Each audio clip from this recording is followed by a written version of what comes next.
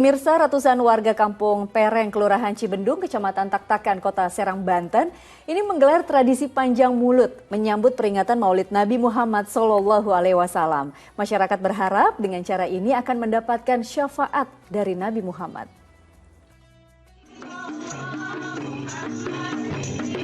Ratusan warga kampung Pereng Tengah dan Pereng Masjid Kelurahan Cibendung, Kecamatan Taktakan, Kota Serang, Banten tumpah ruah menggelar tradisi pawai panjang mulut menyambut peringatan Hari Besar Islam Maulid Nabi Muhammad SAW.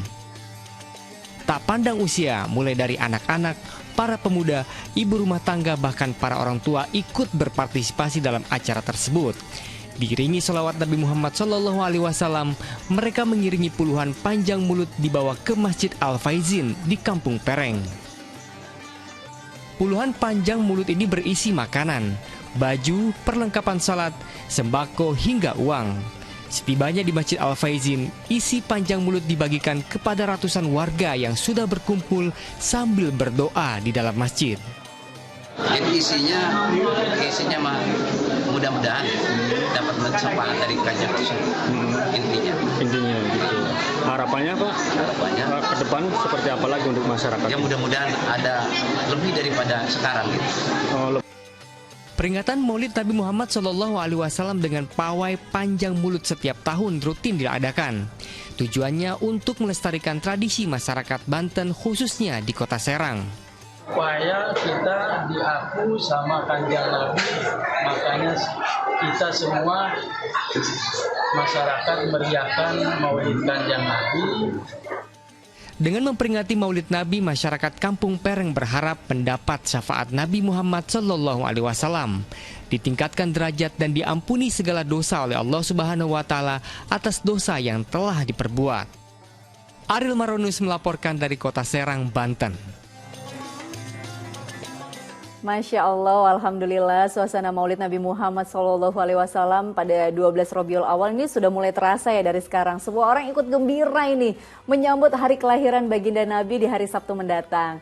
Nah, Ustaz, ekspresi kegembiraan masyarakat menyambut Maulid Nabi ini dituangkan memang dengan berbagai cara ya. Salah satunya tadi yang dari Kota Serang, Banten. Tujuannya mendapatkan syafaat dari Nabi Muhammad. Bagaimana menurut Ustaz sendiri? Ya tentu ya. Jelas sekali kalau kita lihat di dalam Al-Quran juga di dalam surah Al-Ahzab disebutkan innallaha wa malaikatahu yusholluna 'alan nabi ya ayyuhalladzina amanu shollu 'alaihi wa sallimu taslima. Jadi sesungguhnya Allah innallaha wal malaikatahu. Jadi Allah dan malaikatnya itu bersolawat kepada Nabi ya. Jadi orang-orang yang beriman bersolawatlah kamu untuk Nabi dan ucapkan salam penghormatan kepadanya. Nah, ini ekspresinya berbagai macam ya, dan saya juga sangat mengapresiasi ya di berbagai kota, di berbagai daerah justru berbeda-beda ya. Ini yang menyemarakkan bahwa ekspresi masyarakat menyambut hari harlahnya Rasulullah SAW ini menjadi sangat kreatif ya. Nah, syafaat itu kan sebetulnya artinya pertolongan ya, dan Rasulullah SAW pernah menyampaikan bahwa barang siapa yang bersolawat kepadaku, aku juga akan kemudian memberikan syafaat kepadanya. Nah, jadi memperbanyak solawat ya, apalagi kita ya sudah memahami setiap doa harus bersolawat agar supaya langit itu pintu langit terbuka ya. Artinya apa?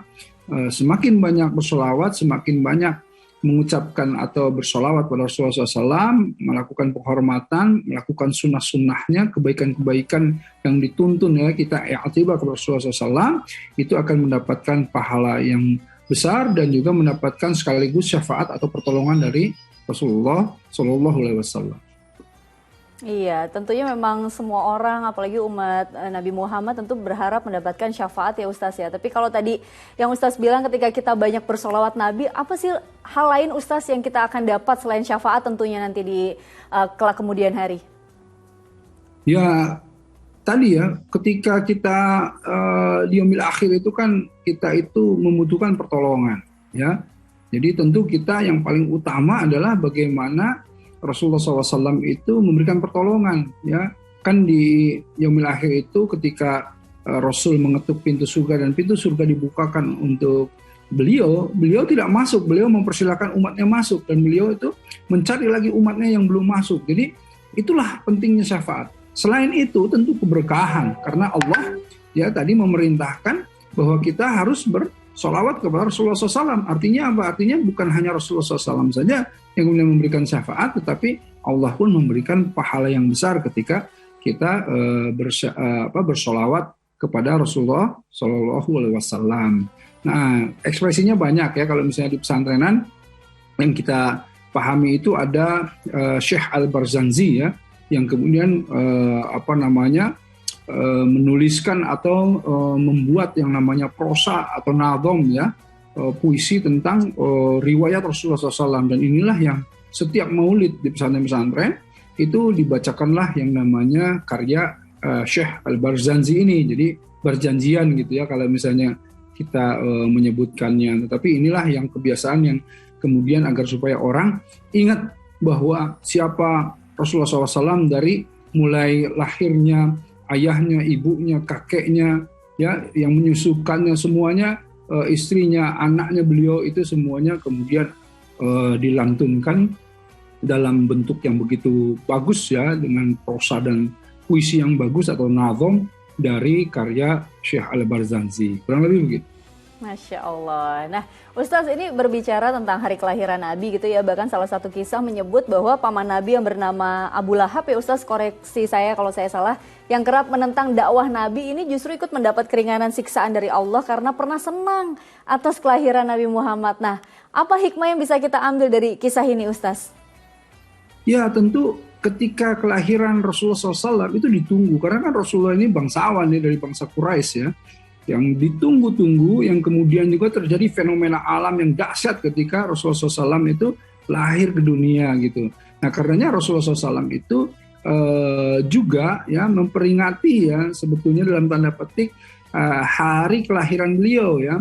Qala wasu illa anak saumi yaumil itsnain qala zaka yaumun wulidtu fihi wa yaumun bu'itstu au unzila alayya fih. Jadi artinya ketika ditanya kenapa Rasulullah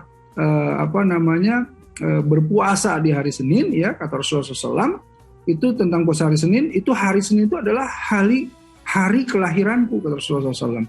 Di hari itu juga aku diangkat menjadi nabi dan diturunkan wahyu kepadaku gitu ya. Nah ketika tadi pertanyaan Abu Lahab itu saking bergembiranya mendengar ya ada keponakannya lahir gitu, saking gembiranya pada saat itu Abu Lahab itu membebaskan budak gitu kan. Membebaskan budak tuh mahal sekali gitu, jadi waduh saking gembiranya ayo dibebaskan budak yang bernama siapa namanya Suwaibatuh ya kalau nggak salah, Suwaibah ya, ininya budaknya Abu Lahab, dan kemudian membuat pesta makan dan lain-lain gitu untuk merayakan hari kelahiran Rasulullah SAW ya, pada saat beliau baru lahir.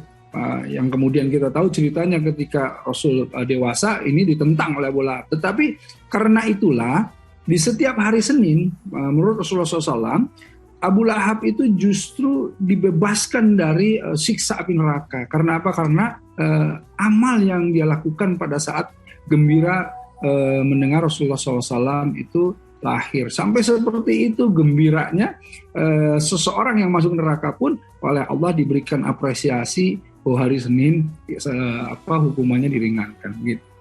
Masya Allah, luar biasa sekali karena senang dengan kelahiran keponakannya maka siksanya akhirnya dikurangi. Dan semoga kita juga umat Nabi Muhammad selain bisa memaknai hari kelahiran beliau juga kita tentunya bisa meneladani ya Ustaz ya apa yang menjadi amalan-amalan baginda Rasul semasa hidupnya. Luar biasa sekali.